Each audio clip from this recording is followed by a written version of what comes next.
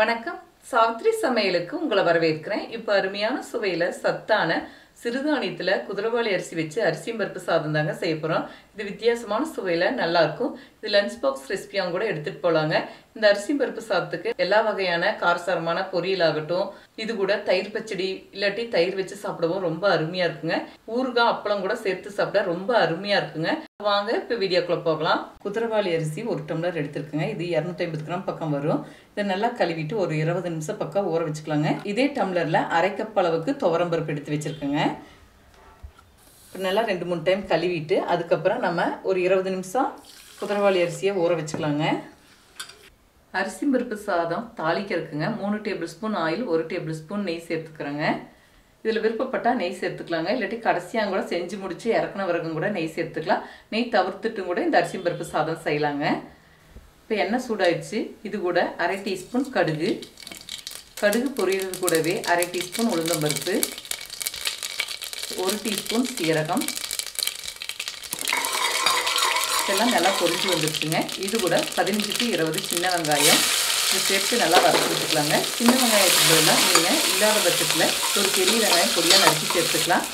சிறிதளவு கருவேப்பிலை.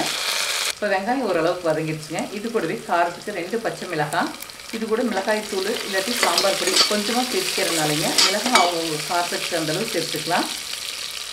இது கூடவே 3 பெரிய பல் பூண்டு 1-2 இடித்து வச்சுருக்குங்க. சின்ன பல் பூண்டுன்னா 6-7 பூண்டு பல் 1-2 இடித்து சேர்த்துக்கிட்டா ரொம்ப நல்லாயிருக்கும்.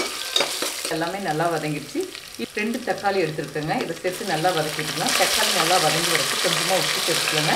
அது கூடவே கொஞ்சம் அரிசி பருப்புக்கு தேவையான அளவுக்கு உப்பு சேர்த்துக்கலாம். இதெல்லாம் நல்லா வதங்கி வந்துடுச்சுங்க. இது கூட தேவையான மசாலா பொருள் எல்லாமே சேர்த்துக்கலாம். சிறிதளவு மஞ்சள் பொடி, சிறிதளவு பெருங்காயத்தூள் எல்லாமே 1/4 டீஸ்பூன் சேர்த்துருக்குங்க. 1 டீஸ்பூன் சாம்பார் பொடி, கொஞ்சமாக பொடியாக நறுக்குனா மல்லித்தலை, ஊற வச்சிருக்கிற குதிரைவாலி அரிசியை தண்ணி வடிச்சிட்டு சேர்த்துக்கலாங்க.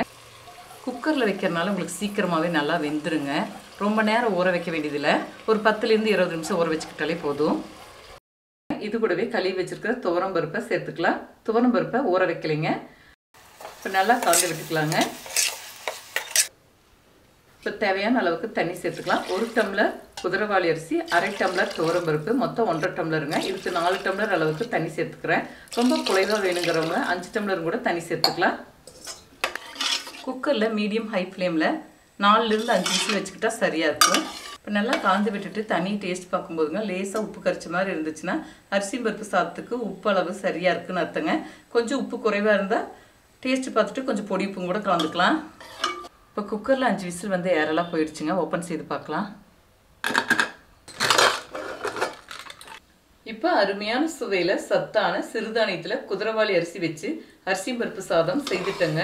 பாருங்க நல்லா குழைவாக பசவாக வெந்திருக்கு. சிறுதானியத்தை பொறுத்தளவு சூடாக இருக்கும் போதே சாப்பிட்டுக்கிட்டா நல்லாயிருக்கும்.